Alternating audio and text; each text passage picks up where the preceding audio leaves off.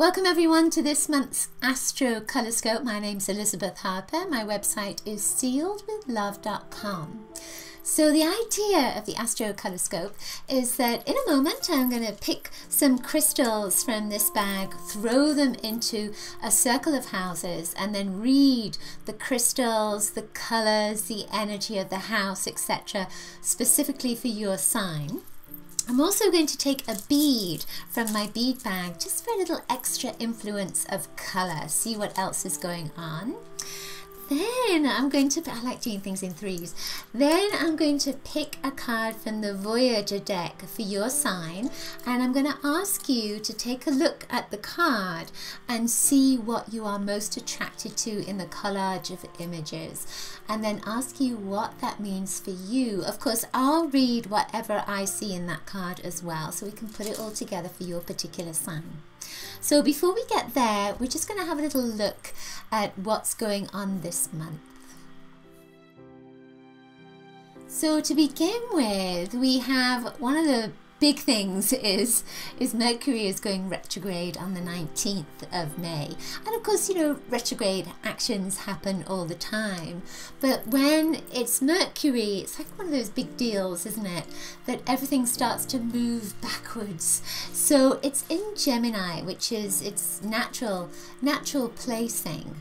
So there's a sense of, it almost feels like, okay, so I'm going to be moving backwards a little bit through this sign because I love it so much. Communication slows down when Mercury starts to retreat. But in Gemini, there's almost a sense of calming down. There's almost a sense of, you are given this time to really focus on what it is you want to say, how you want to be perceived in this lifetime, let's say, how you want to communicate with your loved ones, with your friends, with the world, how you want to write, how you want your language to be. So you might find that this is a time where you want to write, where you want to write more, where you want to journal more, especially with Mercury, because it is a planet of communication, but because it's in Gemini, there's almost that sense of double communication that's coming up. So you might find yourself just retreating a little bit more.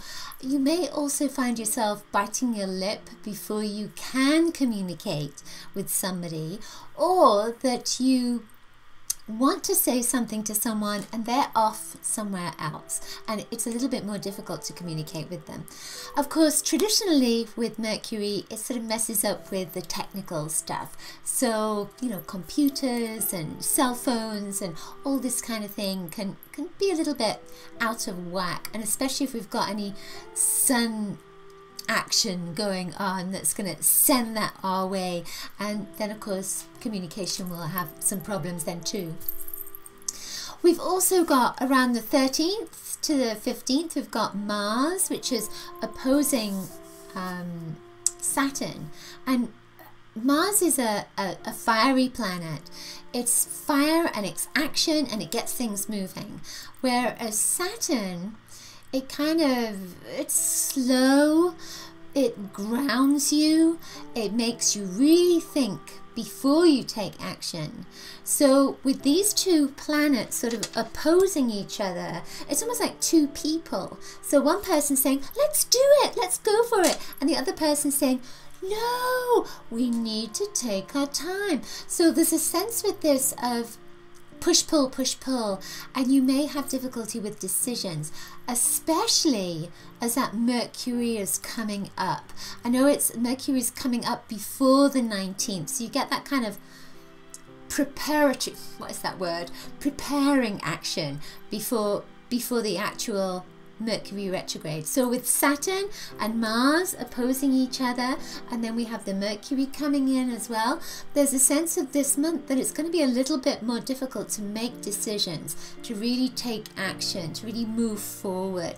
So there's a lot of things that are pulling us back.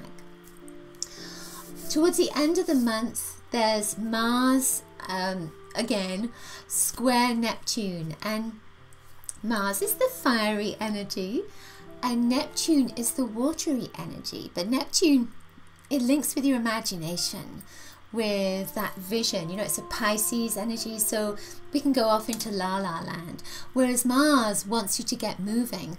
So there's movement in your feelings, movement in your emotions, and there's almost a sense with this of forgotten feelings. So something that's been stuffed down is going to start coming up again. This is perfect because of that Mercury retrograde, because we are going to go more inside of ourselves, communicate with ourselves, communicate with our emotions. So I can feel that coming up in me as well, which is kind of interesting.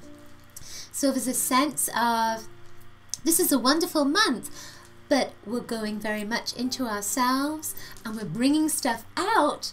And then we're going to be thinking about how to move forward. Am I ready to move forward? It's going to be a little bit slow, but there's a lot going on internally. So, okay, let's get on with your birth sign. Let's get started.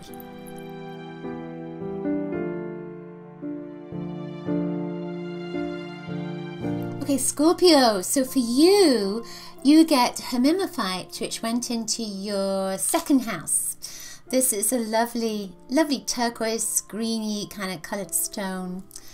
It's an ascension stone, so it brings in more light. There's almost a sense of when it connects to your body opens up to that new level of light consciousness coming in. With the second house is about, there's a pattern that's there around your possessions. And with this, there's a sense of saying, you're lightening up. So you're going to be letting go. You're not losing anything. You're going to be letting go of maybe spring cleaning stuff, even if you're in the southern hemisphere, getting rid of stuff that you no longer need. There is a sense with this of lightening up. So I also get this, you know, when I'm looking at it, I see books. So you may be letting go of books. For me, I'd be letting go of, you know, maybe crystals and clothes and tarot cards and that kind of thing. It's whatever, if you've used these things, but they no longer serve you, let's say, or it's time to, intuitively time to move them out, then go with that feeling. Go with what feels right for you. I feel like there's something else that this stone wants to tell me. And it's almost like you are unique. You are a unique soul, and it's to remember that. There's a feeling of, you know, with the second house is about self-worth, and there's a feeling of you recognizing your own self-worth, and when you do that, others recognize it too.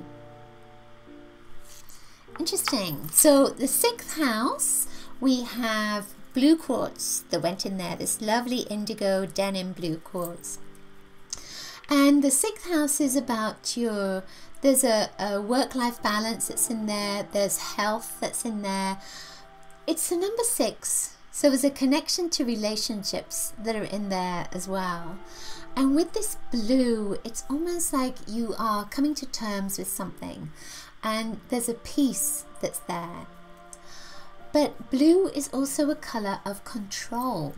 So there's almost a sense with this, you know, in your work-life balance, you're trying to get your schedule sorted out. What do I need to do here, there, everywhere else? You know, there's a sense of that schedule being organized. I see you, you know, we're looking into the future at July, but I see you getting organized for some kind of an event or a vacation or something where it's going to bring you a lot of peace and a lot of joy at the same time. Blue is a color of education. So in your work, there could be a course that you're going to take or something that links with your work that will further your education.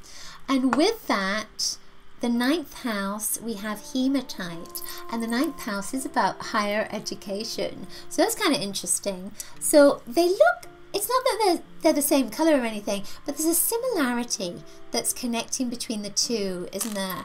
There's that blue that's reflected in this. So I feel as if there's somebody that you want to emulate, somebody that you want to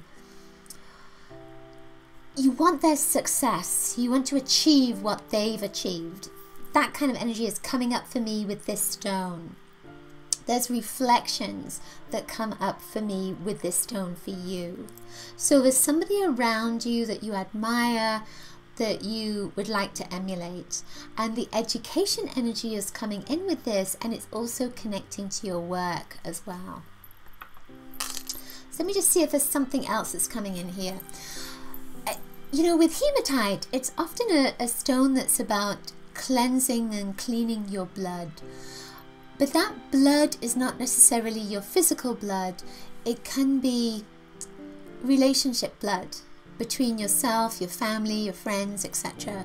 So it feels like there's something going to go on around cleansing and reconnecting with family members. Maybe family members that you've thought were a particular way, and it turns out that that thought wasn't quite right. That kind of thing. There's a sense of you seeing things from a different perspective, a different way.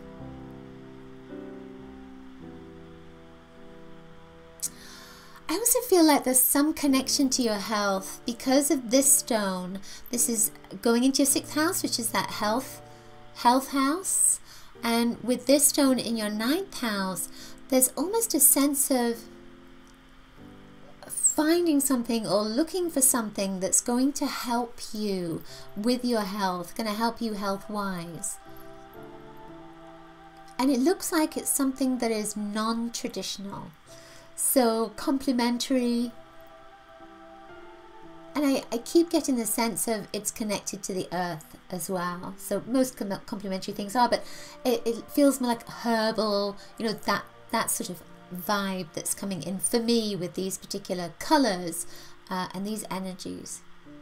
Okay, so then the stone that came in, the other color that came in the bead is this deep red.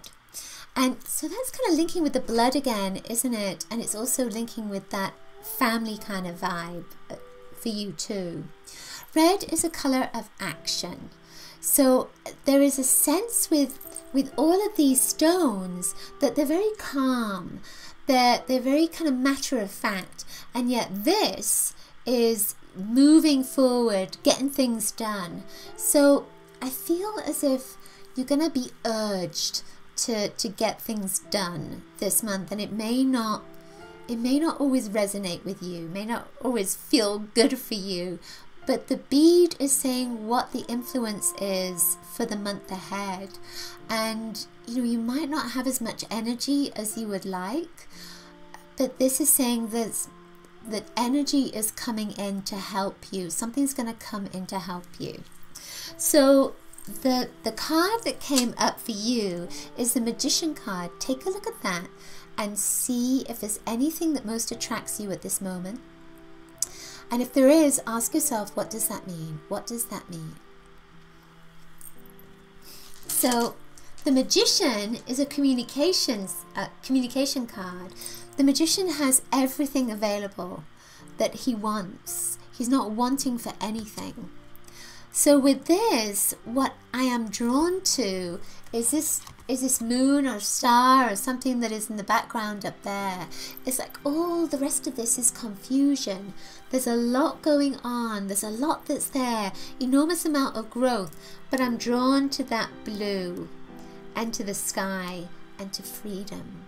So for me, this is saying that, you know, back to the red energy, that you have everything available to you. There's going to be some confusion in your life, but you need to focus on what it is that will bring you peace. This is about action. There is going to be some action-orientated things that you're going to need to do. And of course, you're going to need to get moving, of course, with the red energy. But you have to find that place of peace. You have to find the work-life balance, which is what this is, and your 6th house. So find the balance, find the peace, find the place where you can get away from that confusion, but you will need to go back to the confusion as well and get it all sorted out. And again, look at your schedule. Organize that schedule for the next month, next year, whatever feels right for you. Okay, that's it for this month's Astrocolorscope. Hope you've enjoyed it. Do remember to subscribe to my love letter and grab your free colour kit at bit.ly/colour kit. You can find out your true colours. Also, please leave me a comment below. Let me know if the messages resonated for you. And remember, I have my own store. I have lots of goodies in my store. This is one of them. That's store.sealedwithlove.com. And the final thing is, if you want to train with me, come to one of my play shops. I will be teaching an intuition play shop at the Omega Institute in July. You can find out more about that in my love letter. Okay, I will see you next week with the Colorscope, crystal Colorscopes, right? Lots of love. Bye.